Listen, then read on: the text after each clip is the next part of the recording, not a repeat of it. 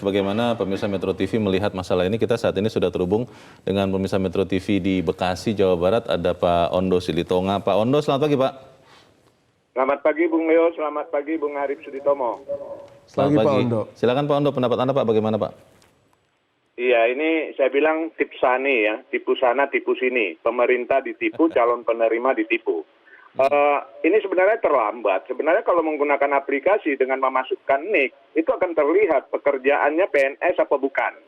ASN atau eselon 1 ada daftar nama alamatnya, itu pasti benar adanya. Hanya saja bansosnya sampai ke mereka atau tidak, atau hanya didaftar oleh pengelola dan uangnya buat pengelola.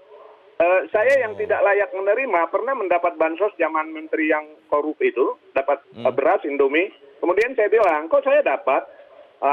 Iya Pak, dapat semua. Loh, kasih aja sama yang layak untuk menerima, jangan saya. Enggak Pak, sudah dapat semua. Akhirnya saya ngelihat ada ART saya, kamu dapat enggak? Enggak loh, saya bingung, ART saya enggak dapat gitu. Akhirnya saya kasih sama ART saya. Jadi harus dicari tahu apakah bansosnya sampai ke ASN tersebut atau tidak. Peraturannya juga tidak melarang ASN, ini yang kurang jelas. Kemudian kriteria miskinnya juga kurang jelas. Menpan juga jangan buru-buru menjatuhkan sanksi kepada ASN, karena saya ragu bila nanti ada golongan 1A itu kan termasuk miskin, makanya kriteria miskinnya nggak jelas tadi. Itu dapat, terus disuruh ngembaliin, terus diberi sanksi, kasihan ya. Buat saran saya, buat aplikasi agar rakyat dapat mencek apakah nama dia terdaftar sebagai penerima. Misalnya saya masukkan NIK saya lihat saya penerima, saya di awal-awal sudah bisa protes. Loh, saya tidak layak menerima. Jadi bisa langsung di awal diketahui. Terima kasih.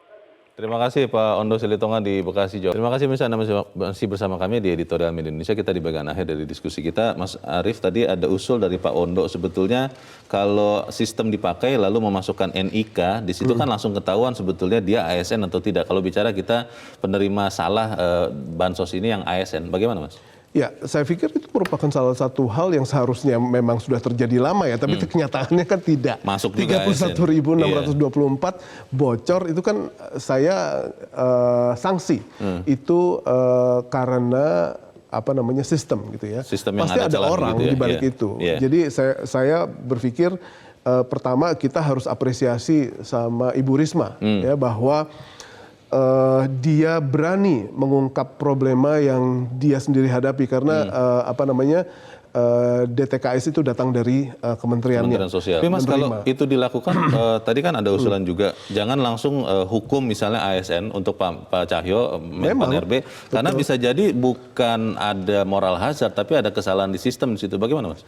Betul, tapi sekarang masalahnya adalah uang itu masih mengalir terus kalau misalnya aksi implementasinya tidak dilakukan cepat ya. Jadi mereka memang tidak bisa disalahkan karena yang salah ada sistem, ada jauh di bawah sana ada orang. Tapi yang paling penting adalah sekarang aksi implementasinya.